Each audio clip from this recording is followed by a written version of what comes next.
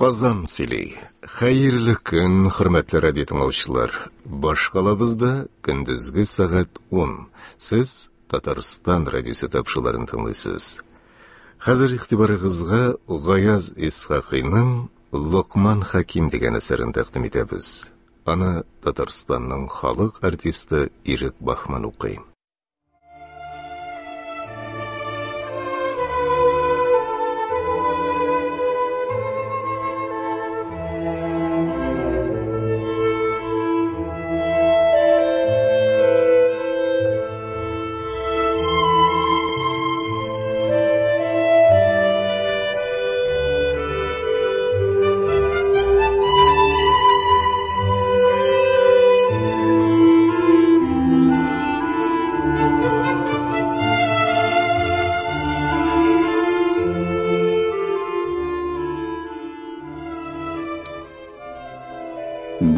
Бурын заманда яшәгәнди җир йөзендә бер халык.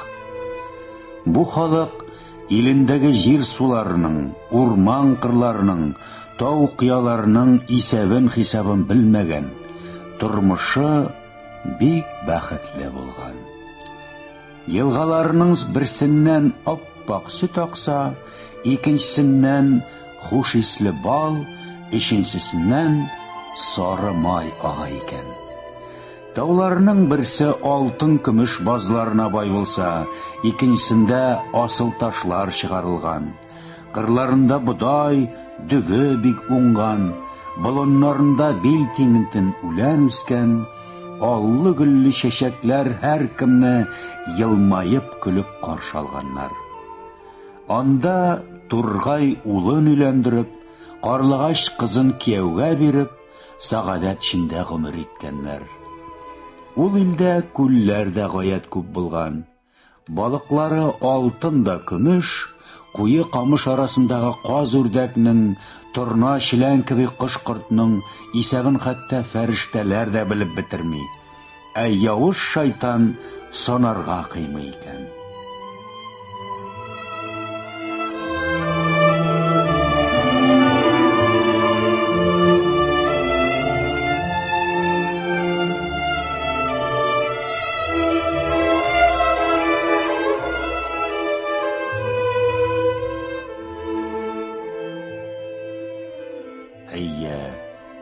Бәхетле халык булган бу.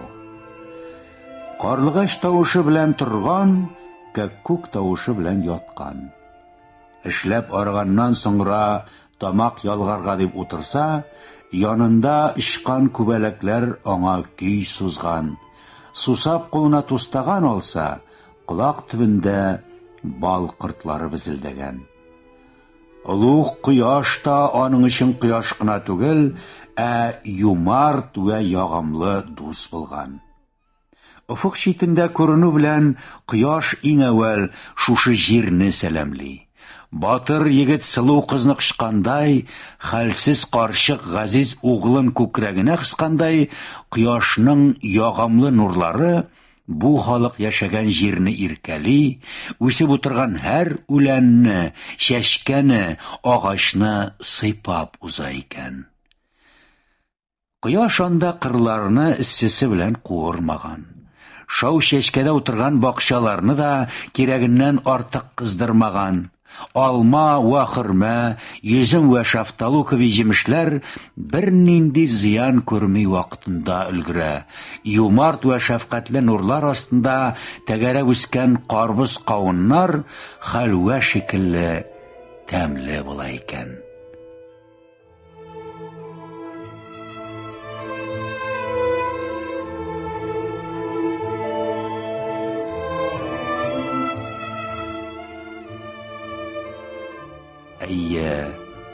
Бәхетле яшәгән бу халык. Тормышыннан канагать, күңеле күтәренке булган. Көз җитү белән гөрләтеп ат чабышлар уздырган, кызларын кияүгә биреп, угылларын өйләндереп, бер-бер артлы туйлар ясаган. Яз җитү белән тагын димчеләр җибәргән. Ашаганы, ичкәне бал да май икән. Анда балалар ата-ана сүзеннән чыкмаган, хатын ирен тыңлаган, ир хатынына кул күтәрмәгән. Олыны олы, кешене кеше дип танып, һәр кайсы үз урынын белгән. Түрә, бәк, хәлфә, остаз кеби дәрәҗәле адәмнәр дә үз вазифаларын җиренә җиткереп башкарганнар. Гомумән, анда хан, вәзир, акыл иясе хаким булып, һәр кайсының исеме җисеменә туры килеп торган. Патшалары да күркәм сыйфатларга ия икән, даны шөһрәте еракларга таралып, үзе гадел вә тугры холыклы булган. Вәзир дә зирәк акыллы җитди адәм, кыскасы, бүтән яктан килгән менә дигән вәзир икән. Ул 40 ел эчендә булып узган бүтән хәл-әхвалларны хәтерендә тотып, алдагы 40 ел эчендә ниләр буласын да белгән. Мәмләкәтнең барлык эшләре шушы вәзир җилкәсендә икән. Ул аларны бик уңышлы алып барган. Моннан тыш, мәмләкәттә тагын бер акыл иясе хаким дә булган. Шын хакимнәр кеби ул да уйланырга, исәп-хисап итәргә, барсында үлчәп чамалап карарга яраткан. Бар уйлаганы халык бәхете дә мәмләкәтнең иминлеге икән. Хаким көнен-төнен шул хакта баш ваткан. Алтын, көмеш, төрле асыл ташлар, дан, дәрәҗә, абруй кеби нәрсәләргә битараф булган. Бар шөгыле Ходай тарафыннан бирелгән акыл вә зирәклек ил көннең язмышын кайгырту икән. Дәүләтнең барлык акылын ул үзендә туплаган. Берәү дә хаким сүзеннән чыкмаган. Вәзир аның акылына таянып эшиткән, хәтта патша да аның фикеренә каршы төшмәгән. Бу карт Локман хаким кеби белемле икән. Ялгышының нәрсә икәнен үз гомерендә белмәгән, хак юлдан тайпылмаган, хәрәмгә кагылмаган, хәләлдән баш тартмаган.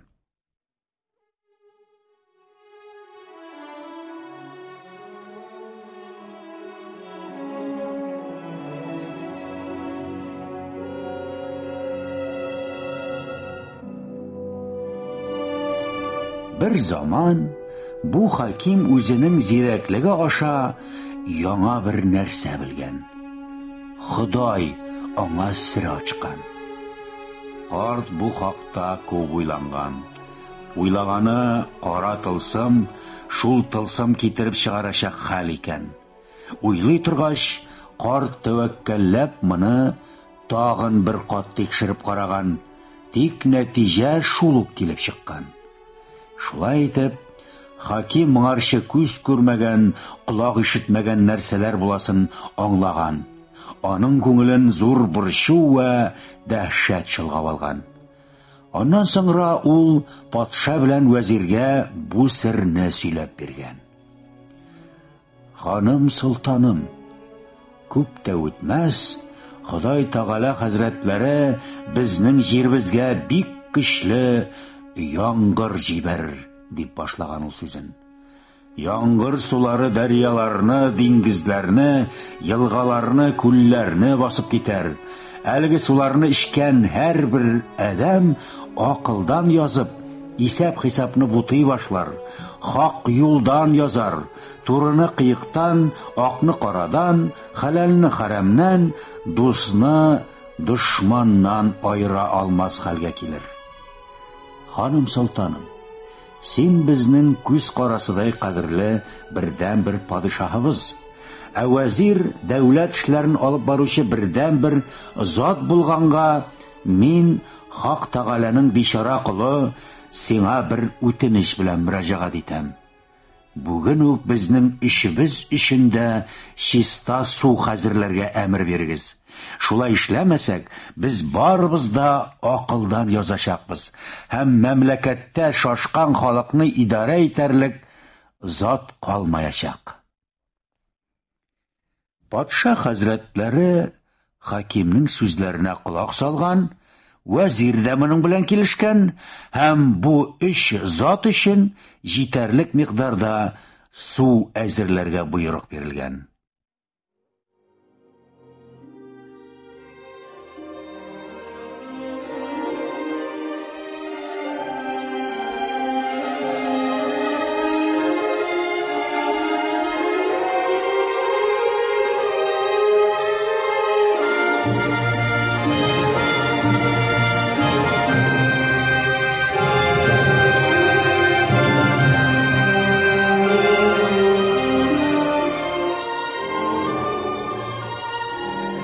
Көннәрдән бер көнне, кояш байганнан соң күктә ай калыкмаган, көчле җил чыгып давыл купкан, күк күкрәп яшен яшнәргә тотынган.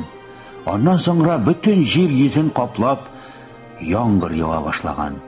Болыннар, кырлар, көн-төн куйган яңгыр сулар астында калып, зур-зур күлләр хасил булган. Кечкенә инешләр киң елгаларга әверелгән.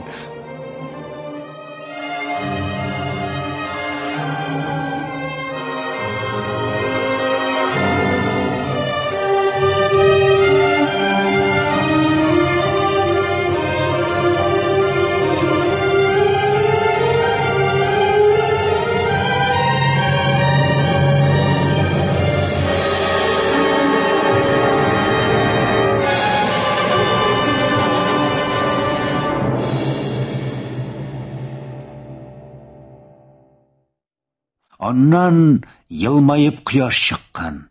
Якты көн килгән, һәм шәһәр халкының яше карты урамнарга сибелешкән. Мәйданнарны, бакчаларны тутырып, бәйрәм итәргә керешкән.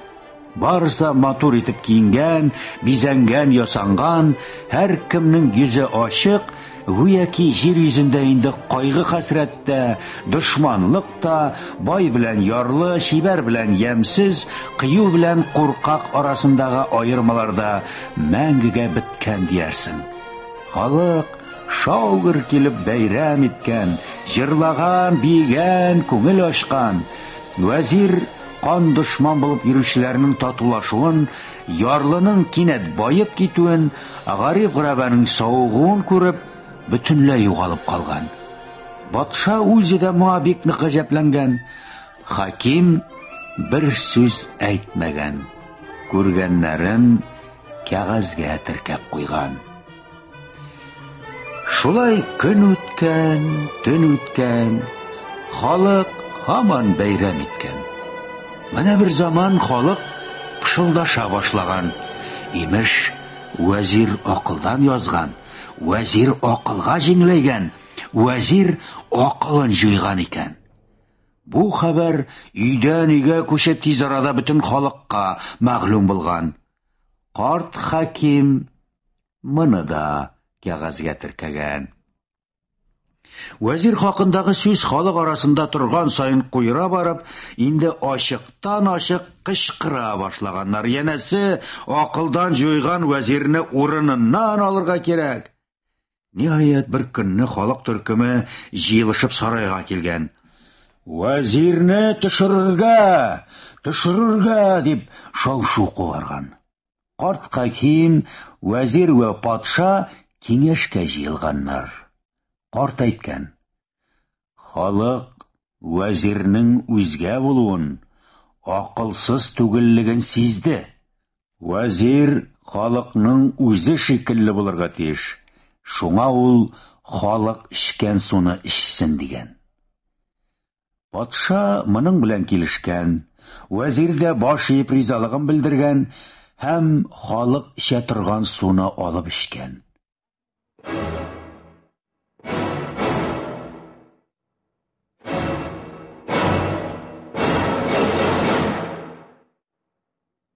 Шул чакны аның күзләре кызарган, йөзендәге җыерчыклары язылган, гүя ул күңеленә хуш килердәй бер нәрсә күреп, шуның тәэсирендә бөтен мәшәкатьләрен, өстенә йөкләнгән барлык вазифаларын оныткан. Күз ачып йомганчы һәммәсен иңеннән кагып төшергән. Шул мәлне 40 ел буе хәтерендә саклап йөрткән барлык хәбәрләр аның зиһененнән чыкканнар. Өстәвенә, ул алдагы 40 ел эчендә булачак вакыйгаларны әйтеп бирү сәләтен дә югалткан. Вәзир урамга чыккан, авам шау-шуына килеп кушылган, бәйрәм итәргә керешкән. Җырлаган, биегән, халык белән бергәләп алдагы җәннәт мисалдай тормышны сәламләп күңел ачкан.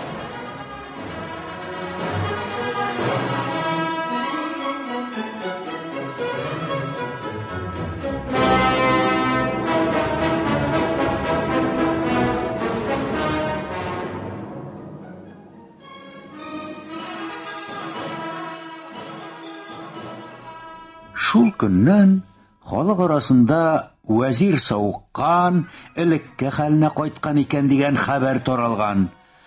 Бу хәбәрне элеп алган халык күп еллар үзенә хезмәт иткән сөекле вәзирнең терелүе хөрмәтенә кабат бәйрәм иткән. Йөрәкләрдә шатлык ташып торган. Кызлар, егетләр күкрәгендә эргән, хатыннар ирләрдән аерыла алмаган. Тик патша хәзрәтләре генә кайгыга бирелеп утырган. Шундый уңган вәзирнең акылдан язуын ул бик авыр кичергән. Хәтсез еллар буе дәүләт эшләрен алып барган вәзирнең малай-шалай белән жүләр сатып, шыр тиленең дә башына килмәстәй тамашалар кылуын күреп, патша хәзрәтләренең күңеле сыкраган. Шулай да аны иң рәнҗеткән нәрсә күрше мәмләкәтләр арасында дан тоткан алыштыргысыз вәзирнең көлке хәлгә калуы булган. Карт хаким моны да теркәп куйган. Инде бу илдә һәркем үзенчә жүләр сата икән. Бала-чага үзен өлкәннәр белән тигез куя, хезмәтчеләр үзен түрә, ярлы-ябагай үзен бай, наданнар үзен галим, зәгыйф акыллылар үзен акыл иясе дип исәпли, бәкләр үзен вәзир дәрәҗәсенә күтәрә. Ник дисәң, буларның вәзире инде үзен барлык вәзирләргә баш дип саный башлаган. Ул исең акылын китәрлек әллә нинди ахмаклыклар уйлап таба. Шуларны патша хәзрәтләренә җиткереп, аның исеменнән халыкка фәрман рәвешендә кире кайтаруын таләп итә икән. Ә көннәрдән бер көнне патша янына шундый тәкъдим белән кергән. Янәсе, баш кала уртасыннан агып, дулкыннары ярга төрле асыл ташлар вә төсле мәрҗәннәр кагып чыгаручы елганы шәһәр читендәрәк урнашкан Текә тауга таба барсаң, шул тарафка агарга мәҗбүр итсәң, әйбәт булыр иде. Вәзирнең бу тәкъдимен ишетеп алган халык аны алкышлар белән кабул иткән. Иртәгесен вәзир ай кызы Зараны патшага хатынлыкка димләгән. Яңа көн тугач, ул Самрух кошка атланып, биек таулар, киң дәрьялар артындагы билгесез мәмләкәткә очып барга һәм андагы халыкның җирен яулап алырга карар кылган. Халык вәзирнең бу ниятен дә хуплап каршы алган. Патша исә моңа елмаеп кына җавап бирә икән. Тик вәзир шыр тиле булуына карамастан, тәкъдимнәренең патша тарафыннан хупланмавын ничектер сизеп йөргән һәм акырынлап патша хәзрәтләре акылга җиңеләгән ахыры дигән фикергә килгән. Күп тә үтми, бу хәбәр халыкка да барып җиткән. Базарлардан ерак авылларга хәтле ияреп кайткан. Шулай итеп, патшаның акылга җиңеләюе ил халкына мәгълүм булган. Бу имеш-нимешләрне вәзир дә кире какмаган, киресенчә гел шул сүзләрне раслап сөйли икән. Андый патша дәүләт белән ничек идарә итсен? Патшаны тәхетеннән төшерергә кирәк дигән таләпләр торган саен ешрак ишетелә башлаган. Патша белән карт хаким уйга калганнар, киңәшергә тотынганнар. Ханым солтаным, сиңа да халык эчкән суны эчәргә кирәк, дигән хаким. Син дә шуны эшләрсеңме? Дип сораган патша. Моңа каршы хаким: Юк, ханым, миңа суны эчәргә ярамас, дип җавап биргән. Хак Тәгалә миңа халыкның ничек акылдан язуын, аннан соңра кылган гамәлләрен, бу юлда нинди баскычлар үтүен күзәтеп барырга кушты. Бу хәлләрне мин киләчәк буыннарга тапшырырга тиешмен. Аннан соң мин бит кечкенә кеше. Менә халык вәзиренең дә, падишаһның да үзеннән аерылып торуын күрде. Үз арасында хакимның булмавы аның күзенә ташланмаячак. Шушы сүзләрдән соң патша акылын ала торган суны эчеп җибәргән.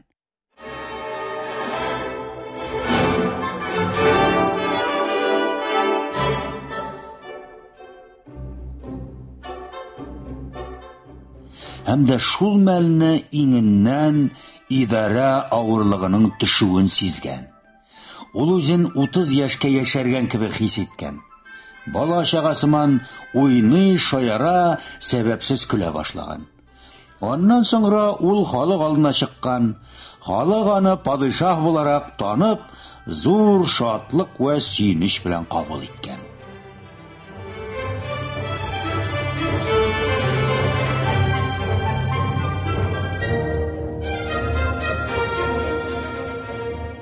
Карт хаким моны да кәгазьгә теркеп куйган. Патшаның акылы җиңеләюдә нәкъ патшаларны кыча булган. Ул үзен патшаларның патшасы, акыл ияләренең иң акыллысы дип исәпли икән. Халыкка җиткерелгән беренче фәрманында ук бөтен сүзләрне кире мәгънәсендә аңларга боерган. Ә моңарчы гамәлдә йөргән законнарны киресенчә үтәргә кушкан. Яңа тәртипләр халык күңеленә бик хуш килә. Тиз арада сүзләрнең мәгънәсен алыштыралар. Инде акыллы урынына шыр тиле, галим урынына надан сөйли, закон урынына законсызлык хөкем сөрә, тынычлык белән тәртипне шау-шу, ыгызыга алыштыра. Шулай итеп, бар нәрсә дә бутала, тормышның асты өскә килә.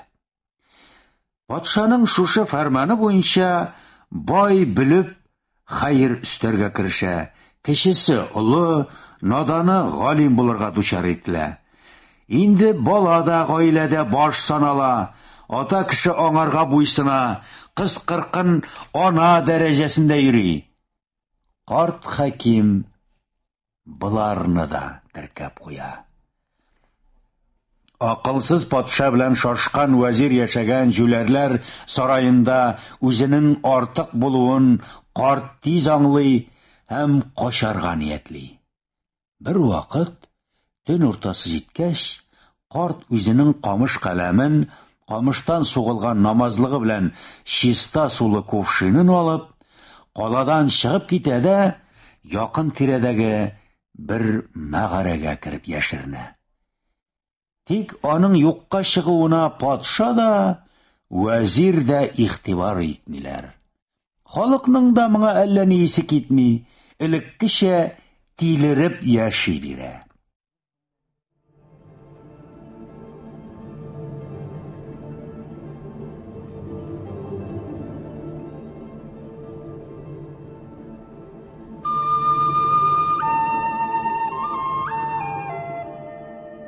Әлбәттә, патшасы белән вәзире шашкан халыкның тормышы дөрес юлдан бара алмый.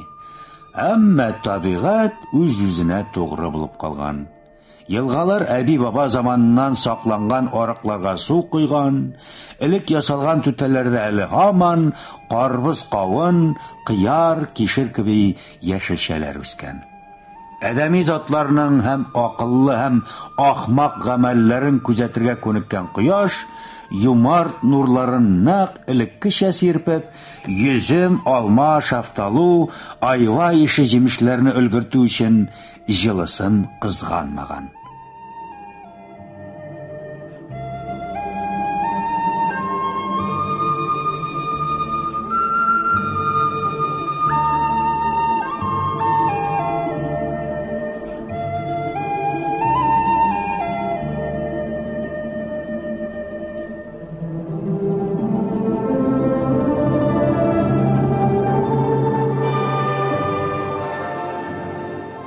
Ләкин тилеләр илендә җүләр сату дәвам иткән. Патша белән вәзир үзенчә, халык үзенчә төрле ахмаклыклар кылып торганнар. Халык үз теләкләрен илнең тугры сүз рәвешендә вәзиргә җиткерә, тегесе патшага тапшыра, һәм бераздан алар патша әмере булып кире халыкка әйләнеп кайта торган. Гомере авыр хезмәттә узган халык көннәрдән бер көнне хезмәт дигән нәрсәне гомумән бетерергә дигән карарга килгән. Бу фикер вәзир аша патшага җиткерелгән һәм күп тә үтми хезмәтне бетерү турында фәрман игълан ителгән. Кинәт иркенәеп, гамсезләнеп калган халык тагын бәйрәм итәргә тотынган.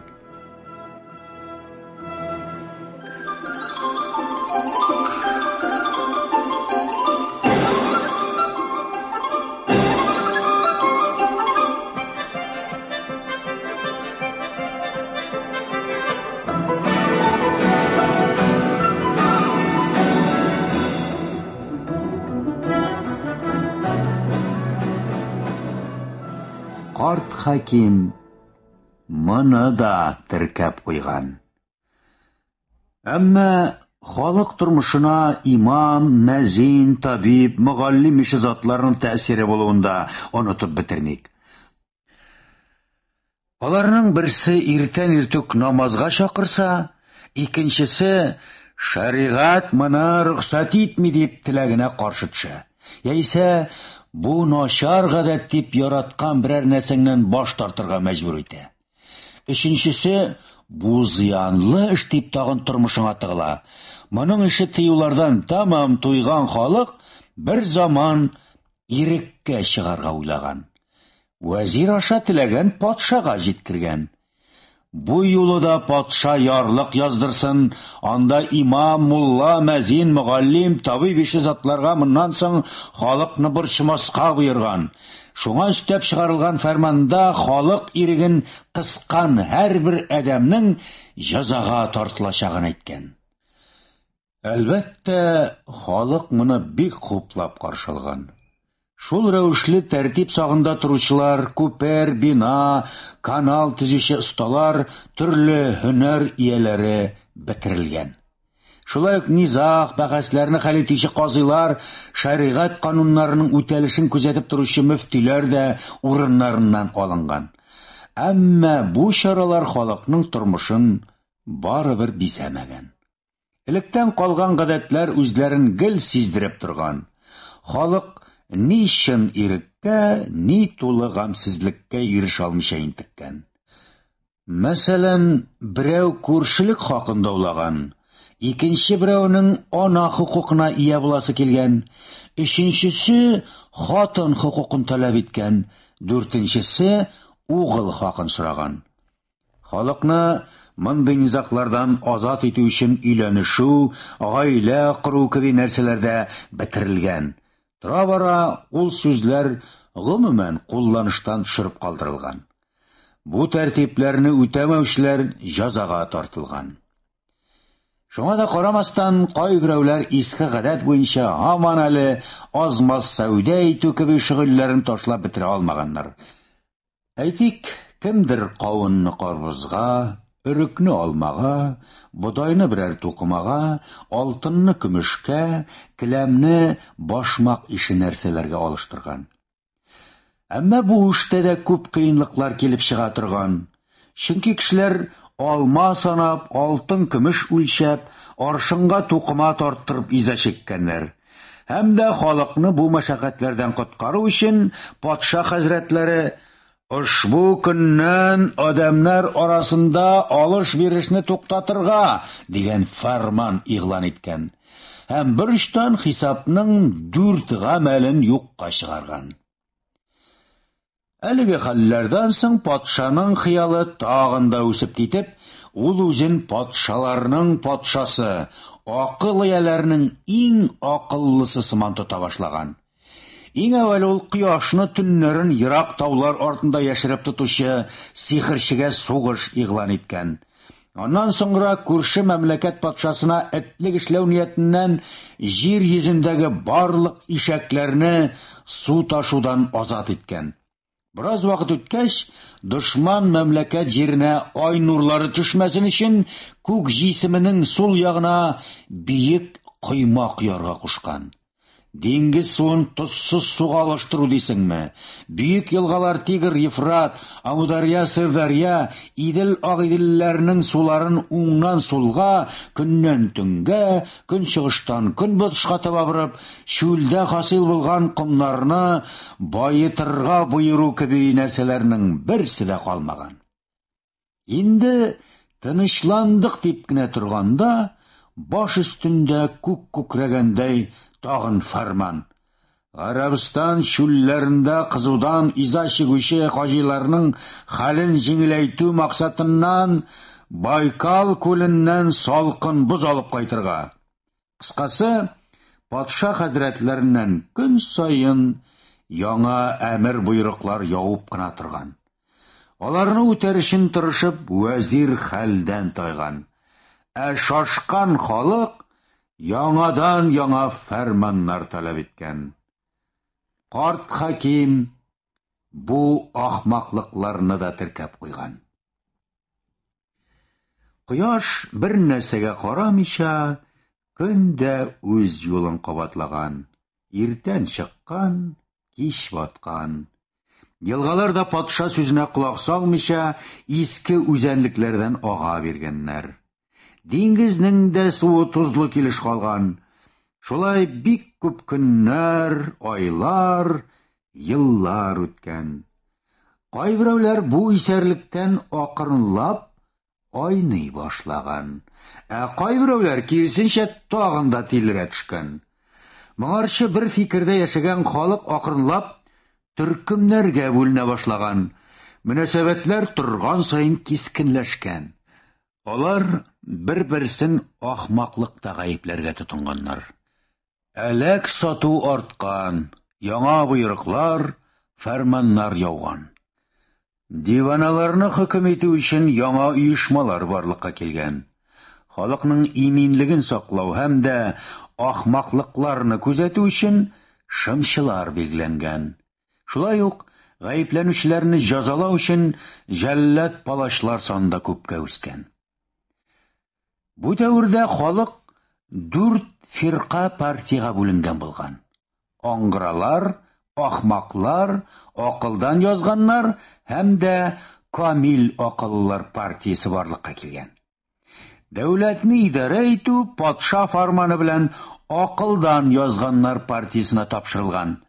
Шуннан соң камил акыллылар дәүләт дошманы дип игълан ителгән һәм дә күбесенең башы кистерелгән. Айрым партия булып йөргән ахмаклар дәүләт эшләреннән читләштерелгән. Аңгыралар партиясында соңга сугучы булмаган. Ил халкы шулай фиркаларга бүленеп беткәч, камил акыллылар үзләрен аңгыра дип күрсәтергә тырышкан, аңгыралар ахмак булып кыланган, ахмаклар акылдан язганнар урынына омтылган. Һәм шул сәбәпле бар халык хәйләгә керешкән. Иле бәрән урлык ашаган, бәкләр, аксөякләр әфьюн белән гашиш кулланган, сәүдәгәр халкы эчәргә сагышкан. Мөнәсәбәтләр торган саен кискенләшә барып, бер-берсенә тамам ышанычын югалткан. Аяныч хәлләрдән арыну, илдә тәртип урнаштыру ниятеннән патша фарманы белән 77 мең акыллының башы чабылган. Тик эзәрлекләүләр моның белән төгәлләнмәгән. Бераздан патша тагын 77 мең аңгыраны утта яндырган. Ләкин бу чарада илдә тигезлек урнаштыра алмаган. Моны күреп, патша чит мәмләкәттән 77 мең акылсызны кайтартып караган. Тик шул ук хәл бер ярдәме тимәгән. Элеккечә бер фирка икенчесен гаепләгән, халык арасында үзара ышаныч беткән, дошманлык арткан. Угыл атаны, ата угылны белмәгән, күрше күршене танымаган. Бу чуалышларда һәр фирка гаепне башкаларга аударган. Идара итүче акылсызлар партиясы башка фиркаларны дошман күреп, барсын аскан, кискән. Кан елга булып акса да, халык тынычланмаган. Аннан соңра илне идара итү ахмаклар кулына күчкән. Алар үз нәүбәтендә аңгыраларны суярга тотынган, хәтта балалары белән туганнарын да калдырмаганнар, өйләрен яндырып, утарларын туздырганнар. Тормыш барыбер яхшырмаган. Аннан хакимият аңгыралар кулына күчкән. Алар да уңга сулга селтәнеп дошманнарыннан үч алырга керешкәннәр. Тагын кан кыйлган, күз яшьләре дәрья булып акса да тынычлык кына урнашмаган. Инде басу кырларда тилебәрән урлыгы да беткән. Бәкләр белән аксөякләр афьюн, гашиш табалмый интеккән. Ишишелеккә бирелгән сәүдә әһле белән һөнәрче осталарга ни аракы, ни шәраб калмаган. Ил тамам кыргаксыган, бөлгенлеккә төшкән. Халык арасында кабат ызгыш, суешлар башланган. Патша ни кыларга да белмәгән. Вәзир дә тамам аптырашта калган.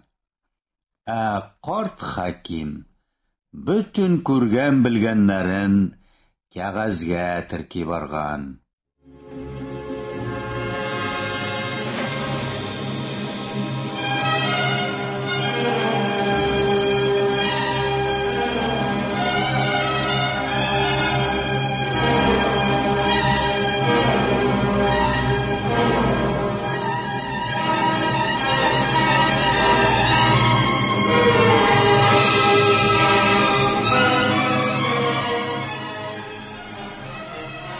Менә бер көнне күк күкрәп яшен яшнәгән, көчле яңгыр куя башлаган. Көн яуган, төн яуган, 7 көн, 7 төн буена куйган да куйган. Инешләр күпереп киң елгага әверелгән, елгалар диңгез кеби җыелган, далалар су астында калып сазлыкка әйләнгән. Бер кем өйдән чыга алмаган. Шул сәбәпле сугыш-ызгышлар тукталып торган. Халык 7 көн, 7 төн буе йоклаган. Төн уртасында аларны әтәч кычкырып уятмаган. Таң алдыннан чүт-чүт сандугач сайрамаган.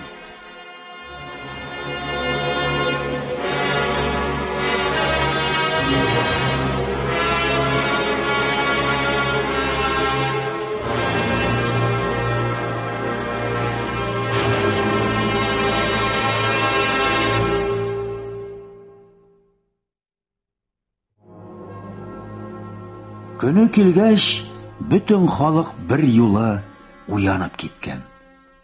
Барысы да урамга ашыккан һәм шундый күренешкә тап булып хайран калган. Шәһәр таланган, кая карама ачлык, ялангачлык, юллар эштән чыккан, күперләр ишелгән, арыклар кипкән, бакчалар басуга, басулар болынга әверелгән. Халык өстендә сәләмә кием салым, барсы да ябык, үзләрен бет баскан, мәчет манаралары ауган, мәдрәсә түбәсе җимерелгән, мунчаның фонтаны эшләүдән туктаган. Әйбер алам дисәң кибет юк, карван-сарай һәм башка биналар ишелеп беткән, йорт хайваннары кош-кортның әсәре дә күренми. Оңдырышлы җирләр өсләреннән үлем фәрештәсе Газраил ише узгандай кибеп яргаланган. Урамнарда меңәрләгән кисек баш аунап ята, шәһәр читендә күмелмәгән тау-тау үлекләр. Дивар кыймаларга халыкны мыскыл иткәндәй берсеннән-берсе тилерәк игъланнар эленгән. Патша кайгыда, вәзир аптырашта, халык йөдәп эштән чыккан, барсы да нидер эзли, як-ягына карана, гүяки бик кадерле нәрсәләре югалган диярсең. Тик нәрсә эзләнүләрен, ни югалтуларын, кайда югалтуларын берәү дә әйтеп бирә алмый икән. Эзләп аргач, булар җыелышып мәчеткә китәләр. Зиратка баралар, Коръән укыйлар, җылыйлар, Худайдан ярдәм сорыйлар. Тик барыбер ни югалтуларын, нәрсә эзләүләрен исләренә төшерә алмыйлар. Шулай 3 көн үтә, елау дәвам итә, инде күзләре кызара, саҗда кыла-кыла тезләре тишелә.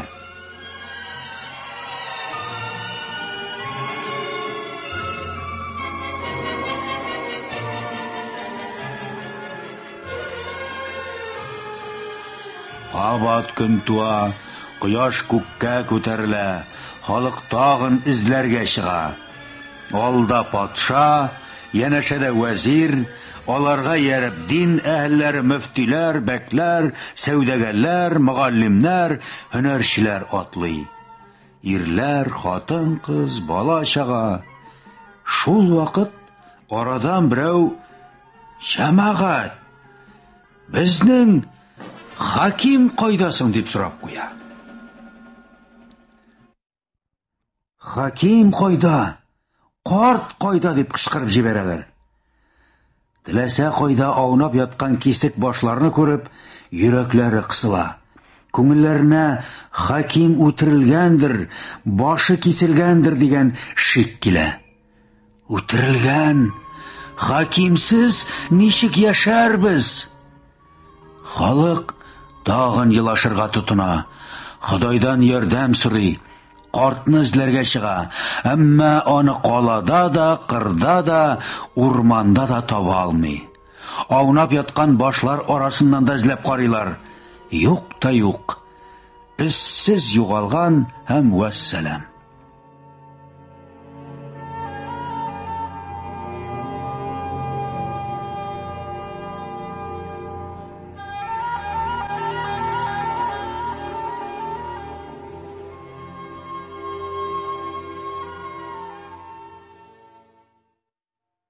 Арадан берәү аның рухына дуга кылырга кирәк дигән тәкъдим кертә.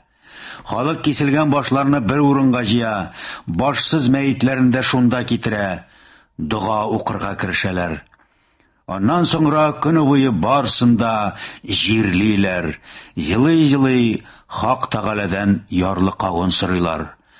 Барсы да Хакимне җирлибез дип уйлый. Ләкин шул вакыт берәүнең карашы якындагы мәгарәгә төшә. Анда ул чал чәчле бөкре картны күреп ала. Картның һаман картаймаган күзләреннән Хаким икәнлеген таный.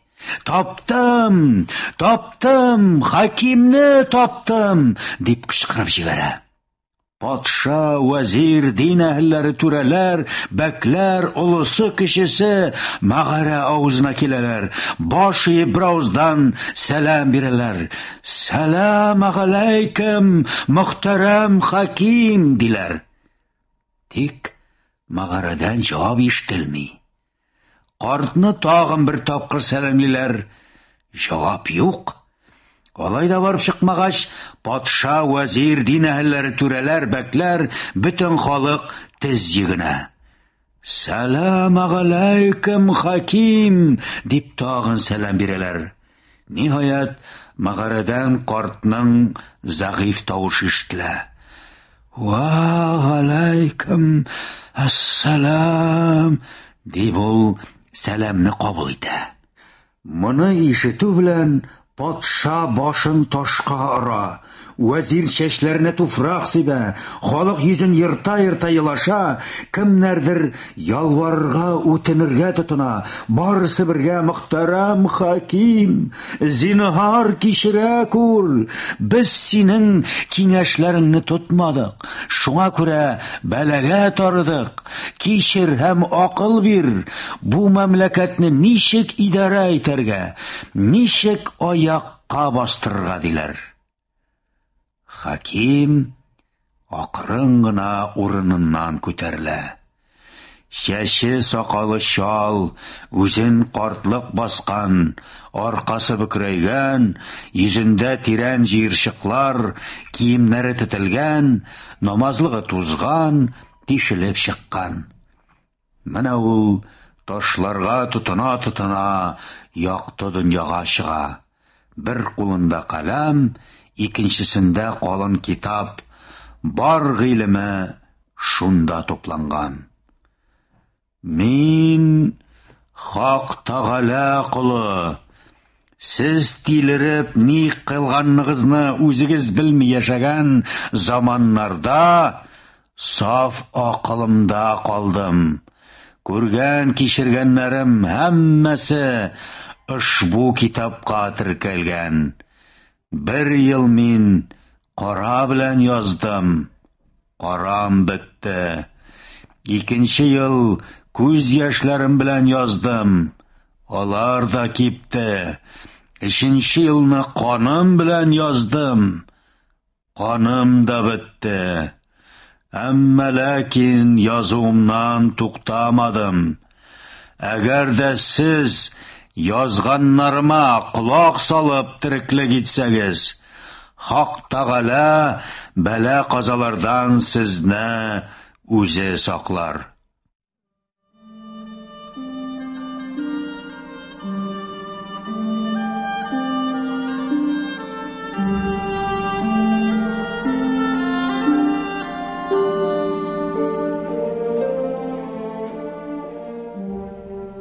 Ул көнне халыкта шатлыкның иге чиге булмаган.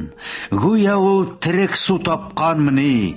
Хакимне күтәреп алып, гыйлем тупланган китабын баш өстенә куеп, халык шәһәргә әйләнеп кайткан. Акылсызлык дәврендә ул бар булган байлыгын әрәм-шәрәм итеп бетергәнлектән, хәзер аның ни ашарга ризыгы, ни кияргә киеме юк икән. Әмма халык бүтенне беренче тапкыр тыныч ва гамсыз йокыга талган.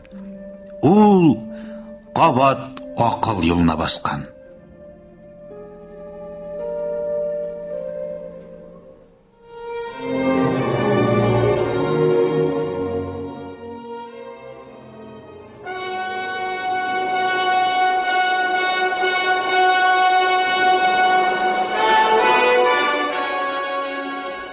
Менә төн уртасы җиткән.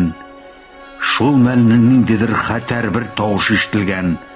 Халык уянып киткән. Караса, баш калага дошман бәреп кергән. Әлеге тавыш сугыш шау икән. Зәрлекләүләр заманында кала саклаучылар үтерелеп бетерелгәнгә, халык дошманга каршы тора алмаган. Өстәүнә ул бик арган, бетерешкән дә булган. Шул сәбәпле дошман гаскәре каланы җиңеп алган. Бар кешене кырырга, исән калган сарайларны, биналарны җимергә тотынган.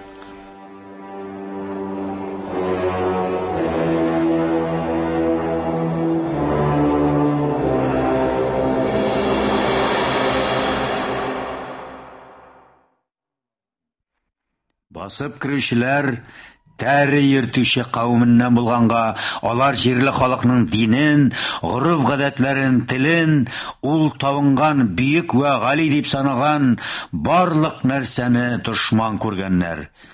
Зиннәтле сарайларны дисеңме, хөкем йорты, мәхкәмәләрне, мәчет, мәдрәсә, китапхана кеби җәмәгать биналары дисеңме, берсен дә калдырмый вата җимерә башлаганнар.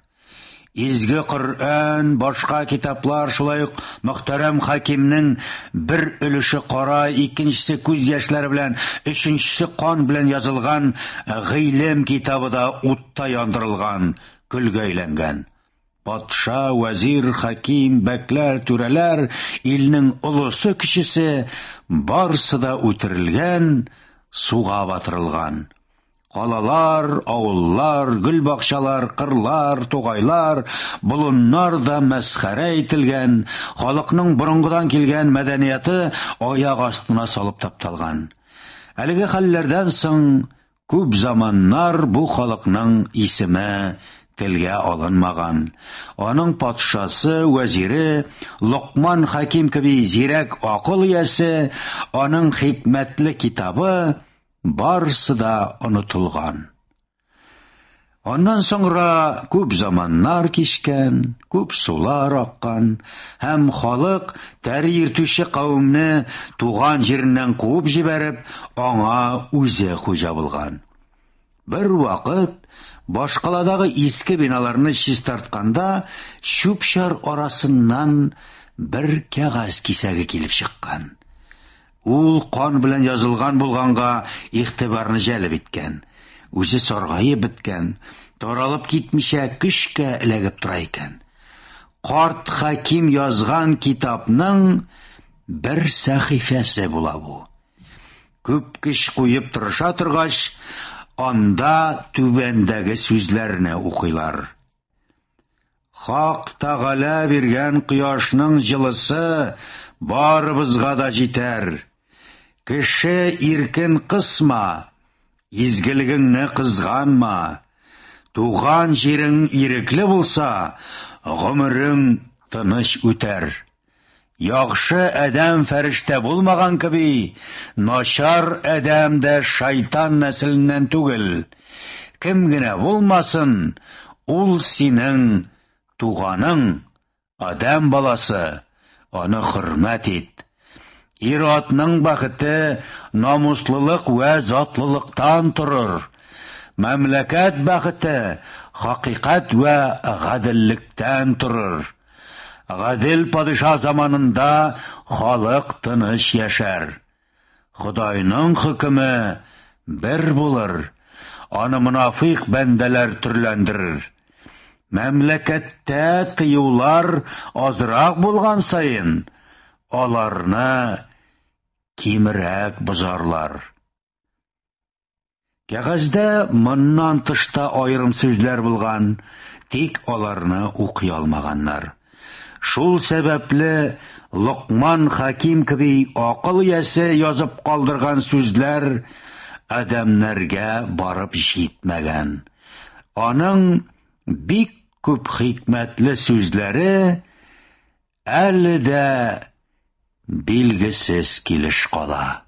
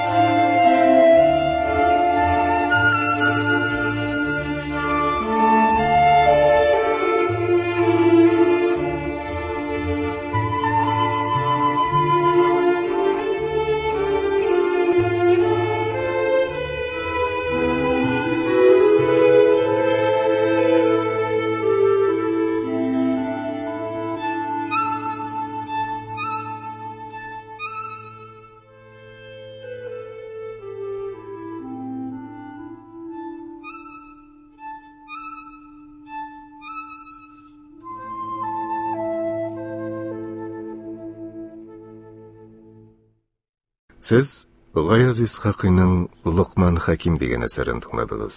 Аны Татарстанның халык артисты Ирек Бахман укыды.